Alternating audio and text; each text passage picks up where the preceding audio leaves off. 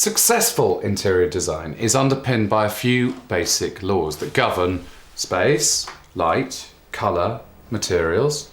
And I think that lighting is probably the most fundamental.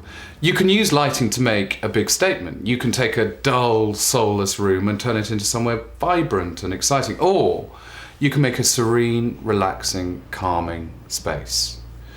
But to understand lighting, you have to understand that it's more than just switches, sockets, plugs, and bulbs.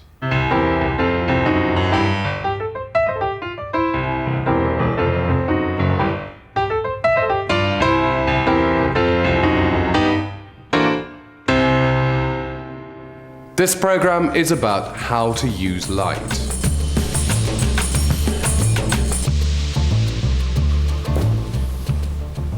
There are two aspects of lighting you need to bear in mind before starting a design scheme. The first is making the most of daylight. Natural light enriches our homes, and by understanding its effects, you can transform your surroundings and, believe it or not, your health.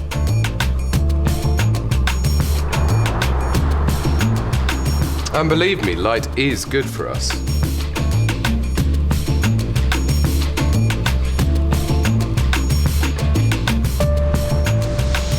Science has proved that humans are drawn to light in much the same way as plants grow towards the sun. A sort of human phototropism, which is a very good word. The second aspect of lighting is the plug-in kind. A really dramatic lighting scheme can transform your room in an instant from light and functional to atmospheric and moody. We are applying the rules of design to the kind of houses that most people in Britain actually live in. So, in our laboratory studio, which is built to the exact dimensions of the average British living room, I'm going to show you how light affects our perception of colour and texture, and how all designers use the same layering system to light any space. Understanding lighting isn't actually as difficult as many people would like you to think. Okay, so where do you start? Before you start spending money in a place like this, you have to understand a few things about your house. And first of all, you have to get your head around daylight. Light is much more than something that simply lets you see. It affects the way we feel and directly influences our moods. Expressions such as feeling in the dark or being in a black mood, or of course, seeing the light, are essential for our understanding of the planet. As a species, we now spend more time indoors than ever before. In fact, for some of you, that's as much as 90% of your day. We're very sensitive to the amount of light that's in our environment. We find gloomy rooms difficult to live in. We don't see as well in them, and that makes us feel uncomfortable. It may be something very primeval. There might be a adder hidden under the bookcase, as far as we're concerned. If you're in a light environment, you tend to be happier, you can see better, you tend to be more comfortable. And that's because it's what we need to survive. The Italians have the most fantastic expression. A house where daylight doesn't enter is a house where the doctor will soon come. Some houses like this so elegantly and successfully maximize daylight, but it wasn't always like that. Daylight can be a problem for a lot of houses. Because the majority of us live in houses built before the last war, built for another generation, they are, on the whole, dark and often badly lit spaces. Houses like this. You know, this house is so typically Victorian. It's got a front door facing north and a back door facing south, which means that, I mean, pity the poor rooms at the front. Look, the daylight is so feeble. So how can we maximise the light in here? There are architectural elements around the window that can be used in our favour. These slanted flanks will actually direct and funnel light into the room, which is good. But of course, all of this big, scary secondary glazing is absorbing an enormous amount of light. One of the most straightforward things you can do if you want to maximise light in a room is make sure there's not too much going on around the window. Let the light come through as uninterrupted as possible. A big mirror in here would make a huge difference, particularly right slap bang there. That print is very, very interesting. Look at it. It's all about the effects of light. I think the people that live in here are aware of the fact that this is a very dark room. And that picture's become almost like a window through into a bright, sunny space. I want to make this their bright, sunny space. In fact, the changes in here can be affected without even flicking a switch. Please walk this way.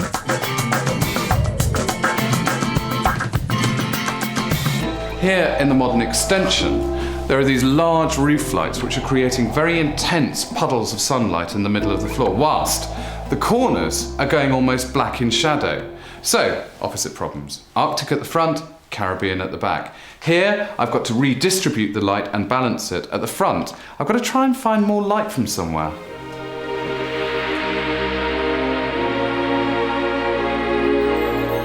Okay, so having too much light in a room in this country is a pretty unusual problem to have. The question I'm so most frequently asked is how can daylight be accentuated? The British weather is so much to answer for. Ain't no sunshine when she's gone. If we relied solely on the sun's rays in Britain for illumination, we'd actually spend rather a lot of time in the dark, because most British light is ambient, filtering through overcast skies, which either sneaks through a window directly or gets bounced or reflected off a building or tarmac or grass. So that means that what's going on outside the room has a huge impact on the quality of light inside the room. Obviously, the sun's rays change throughout the year, and really clever, swatty clever designers build that into a design scheme to account for seasonal variation.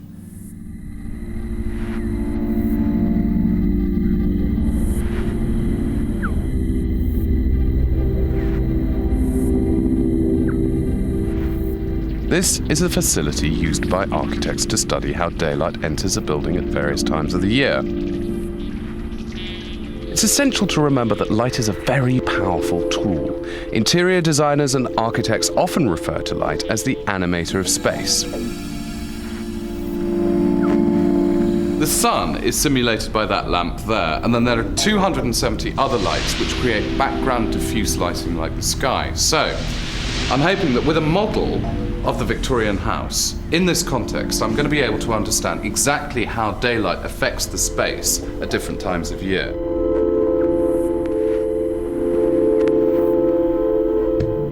As a rule of thumb, a roof light will let in twice as much light as a window of the same size. My concern about the harsh pools of light created by the two skylights seems to be confirmed. Here, at midsummer, with the sun at its highest, the problem is most obvious.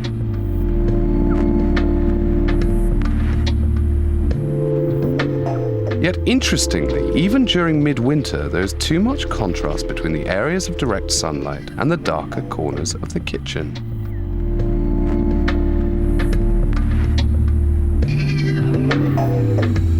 It's important to remember that although the eye can see in a wide range of light levels, we feel uncomfortable in high contrast lighting.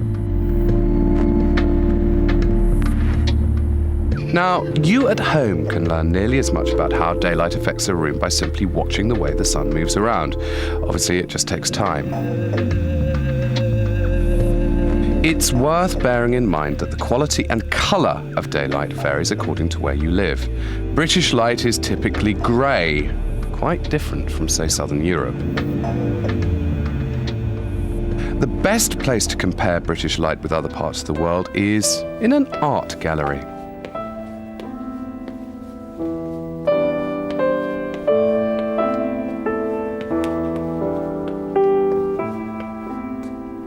As an interior designer, I've always found looking at paintings quite valuable. If nothing else, when you look close, the little spots of colour are almost a recipe that the artist has used to achieve the finished effect of creating light. And it does go to show that a south-facing living room in London or Paris is going to have a completely different quality of light to it than a south-facing living room in, say, Rome or Naples. For centuries, one of the most important parts of an artist's job was analysing and then capturing light. In this painting, there's a feeling of lightness and brightness, but it's all very chilly. It's obviously rather northern. In fact, this is Turner's take on Margate. But meanwhile, further south in Avignon, and look, it's beginning to feel a lot warmer, a lot more colourful. And then, for goodness sake, the countryside just outside Rome, and it's a gaudy explosion with blue skies, purple mountains, and dark, richly coloured shadows. So a colour like this, ravishing in the warm, clear light of Naples, is actually going to look really rather muddy somewhere grey and dark in Britain, like Margate. In our north-facing Victorian terrace that gets no direct sunlight in the front at all, I have to be very particular about the colour I choose.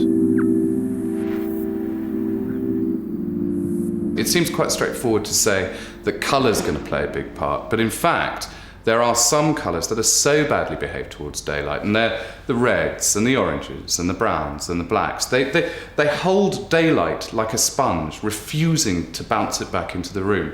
Whereas other colours, paler colours like pale green, pale blue, pale lilac, they're very good with daylight. They amplify it, they reflect it. There is science at work here. Watch this. Each colour has a particular light value based on the amount of light absorbed or reflected. And remember, light is not white because... As Sir Isaac Newton discovered, light, although it looks white, is in fact made up of red, yellow, green, blue, indigo and violet. The spectrum. So, what this means is when light hits, say, a highly saturated red wall, most parts of the spectrum will be absorbed, except the red, which is reflected. And that's why colours like this tend to close a space down. As a rule of thumb, the lighter the paint, i.e. the nearer to white it is, the higher the reflectance value will be. The green I'm thinking about for the Victorian front room has a lot of white added and therefore has a high light value. Well, I'm very pleased to hear that pale green is part of the well-behaved colour palette, because pale green is the colour for here. I've got pale green detailing on the tiles around the fireplace, and it seems rude not to actually use that as the theme for the room. Coordination. When you think about it, there's an awful lot of floor in a room, and the choice of what you put on the floor will affect how light or bright the room is. I mean, look at here. North-facing window, north light feebly trickling in, but it's coming in at an angle and hitting the floor at about this point.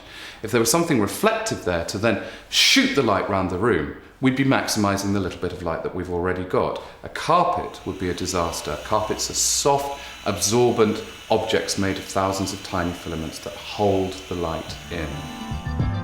The surface finish, by which I mean matte or gloss, obviously has a significant influence. A matte surface will scatter light in all directions, whilst a gloss finish will reflect light directly up onto the walls and ceiling.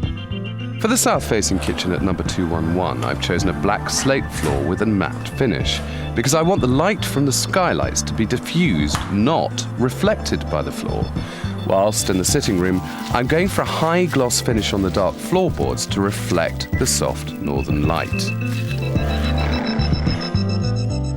Mirrors have a huge impact on a lighting scheme. By reflecting daylight, they amplify the amount of light in a room at the same time as creating tricks and illusions that please the eye. So the more reflective surfaces in here, the more light. Nice great big mirror opposite the window is going to bounce the light straight back into the room. And then, tip picked up from the Georgians, where we've got the diagonal flanks either side of the window, narrow panels of glass to intensify and reflect the feeble northern light. You have to remember that the Victorians really didn't trust daylight. In fact, as far as they were concerned, it was something that came into their rooms and faded their carpets, or worse, turned their ladies odd shades of brick. In fact, you know, if you ever saw a Victorian lady with a suntan, she was more than likely a prostitute.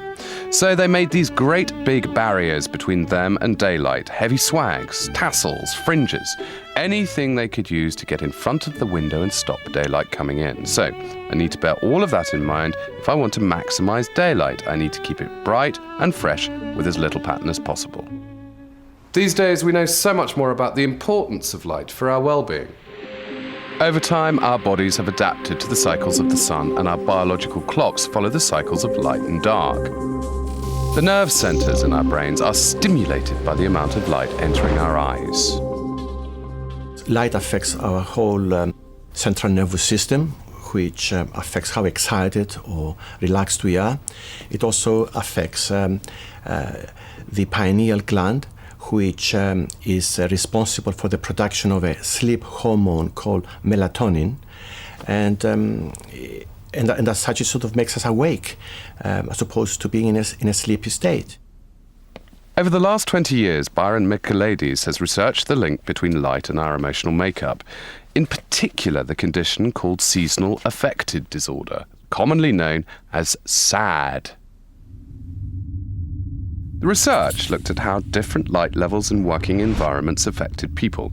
By measuring the distance from the source of natural light, data was collected from 2,000 people in 4 different countries over the course of a year. The report concluded that when humans are deprived of light, they become depressed and lethargic. We actually have found that SAD really exists because it affects 11% of the population in England and Sweden, whereas in Saudi Arabia and Argentina is almost negligible. It only affects 1% of the population. See, I told you light was important. I told you there was more to light than met the eye. And it's not just daylight either. Let's go into the fabulous world of electric light.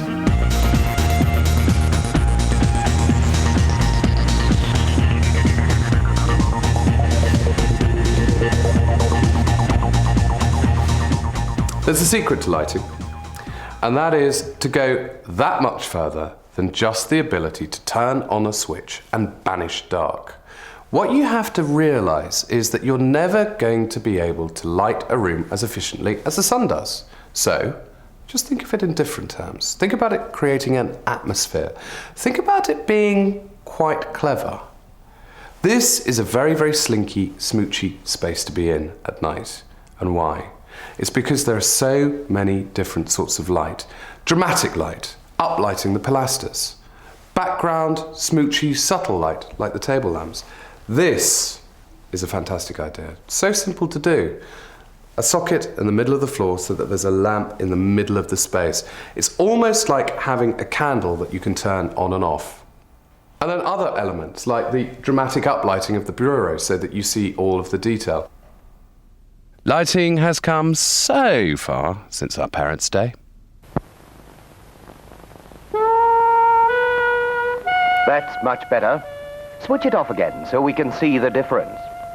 See, with one light, there's only half the available space. Without light, you can't really relax. There's more space in more light. And while we're at it, why not use Philips lamps?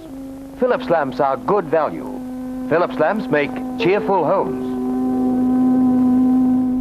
Nowadays, most designers use the same rules to light any space. All of these rooms rely on the same method of lighting, and it really isn't that difficult to understand. Stand by for your tutorial on the 3 layers of lighting.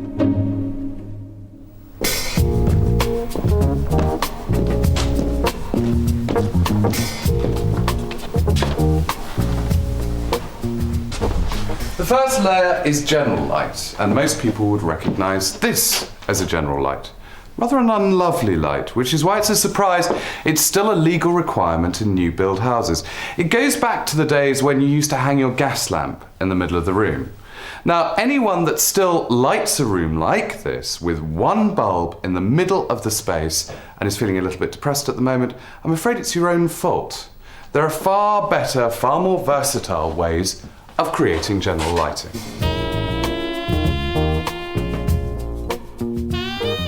This is a much better idea. Rather than one intense light source right in the middle of the room casting very, very sharp, hard shadows, there are 4 light points that diffuse the light and dissipate the shadows. Plus, it's directional, so I can illuminate the corners.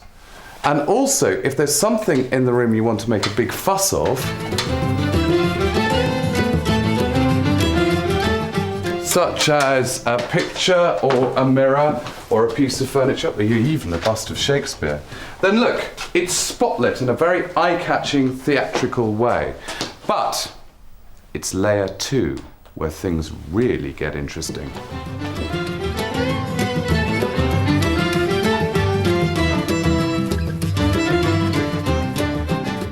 The second layer is accent lighting. Anything that creates mood, that creates atmosphere, that creates pools of light. And it's very diverse. It can be wall lights, picture lights, table lamps, or even candles. Where would you like this light? Right, that needs to go bang by that armchair. Because that is the third layer, task lighting, illuminating an area where you have a specific function, in this case, sitting comfortably and reading a book.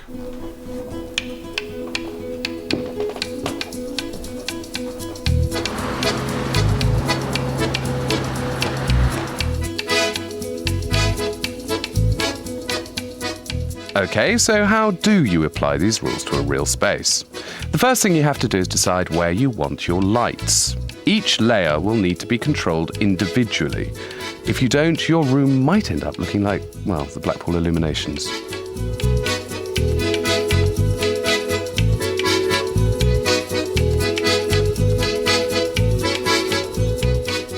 Before he starts work, your electrician is going to need one of these, a lighting plan, so that he knows exactly where you want to put the lights. It looks scary, but actually it isn't really. Providing you bear in mind the 3 layers of lighting. I have a specific problem in this space, which is that I need to rebalance the light. I need to distribute the light much more evenly around the area. So I'm going to use a series of small downlighters to create puddles of light. This is ideal for a kitchen. The last thing you want to be doing is casting a shadow over what you're cutting or what you're stirring. Like a lot of large kitchens, there's enough space to eat here as well as prepare food. So there needs to be an alternative layer, a mood layer, that gives a lovely convivial atmosphere. And that I'm going to achieve by wall lights and also some table lamps on the work surface, which is an important point. It's a big area. I don't want pinpoints of light. It needs to be spread. The next thing you need to consider is the bulb. Just as paint comes in lots of tones of white, artificial light comes in many contrasting shades.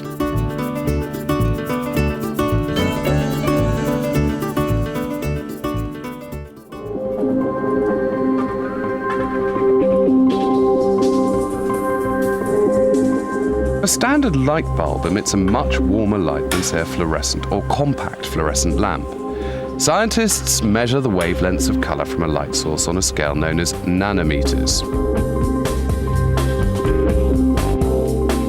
Natural daylight contains a wide range of wavelengths between about 300 and 700 nanometers. Other kinds of lighting have different kinds of wavelengths. One of the most extreme forms of lighting is low sodium lighting. That's the sort of lighting you see in warehouses and in car parks.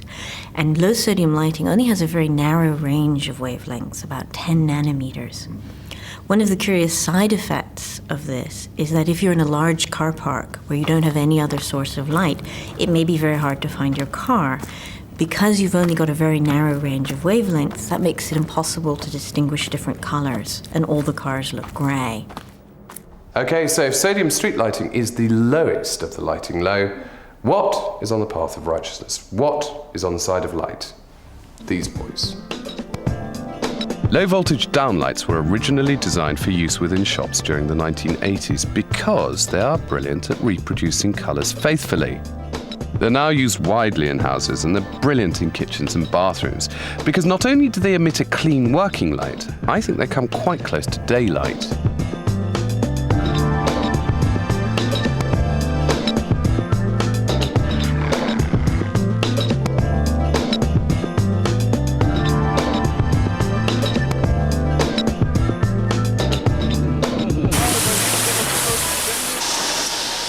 There are over 2,000 different types of bulb manufactured for the home, yet the majority of us use this, the standard light bulb. Millions of these were sold in the UK last year, so why are we so attached to a bulb that remains virtually unchanged from the original design of 100 years ago? In the UK, consumers buy about 50 million ordinary light bulbs every year. They buy these light bulbs because they like the light effect it gives. They give a warm light effect. And that's what we prefer in this particular part of the world. Interestingly, there are other parts of the world where that's not true. So, for instance, Hong Kong. The climate there is much warmer, it's much more humid, and when the consumer that lives in Hong Kong goes into their home, they go in to cool down. If they're lucky enough, they have air conditioning, but they will also have much cooler light sources, and we would describe those as blue in this country, so they wouldn't be appropriate for us, but in Hong Kong, where I want to cool down when I go indoors, it's perfect for me. Increasingly, lighting companies understand how different light sources can be used to influence our mood.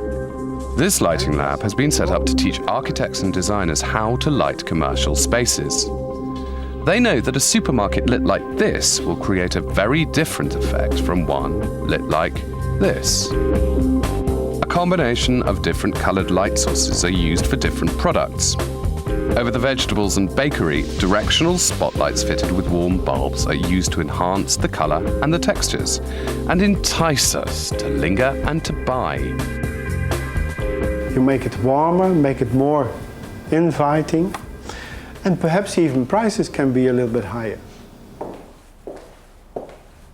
Believe it or not, these rules are relevant at home. I mean, look at this downlighter.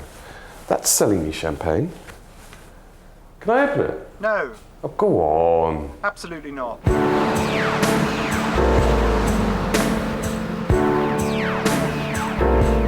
Back at 211, my design is complete. And light now does what light does best, creating an atmosphere. Lighting in here is about simplicity. It's about back to basics. It's about creating this kind of mood, this kind of atmosphere where you can sit, you can relax, you can enjoy the food, enjoy the conversation. But in an area like this, you need the right kind of lighting to be able to prepare the food in the first place. And why not indulge the space here? Create a little area where you can sit and read a book.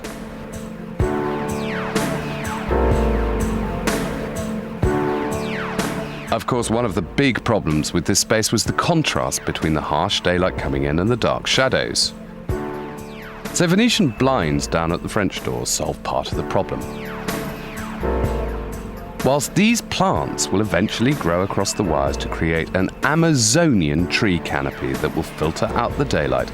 And just think, what good exercise it'll be climbing up to water them.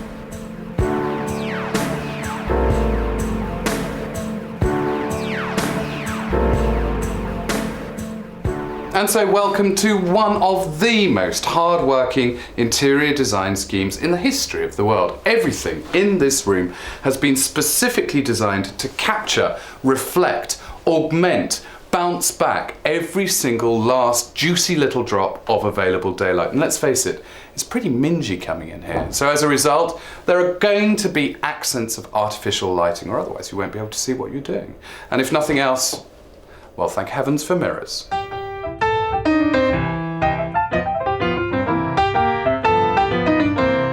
To find out how to totally transform your home using lighting, log on to the Design Rules website, www.bbc.co.uk/homes. In the next Design Rules, we look at the touchy, feely world of texture and how pattern can be used to please the mind and the eye.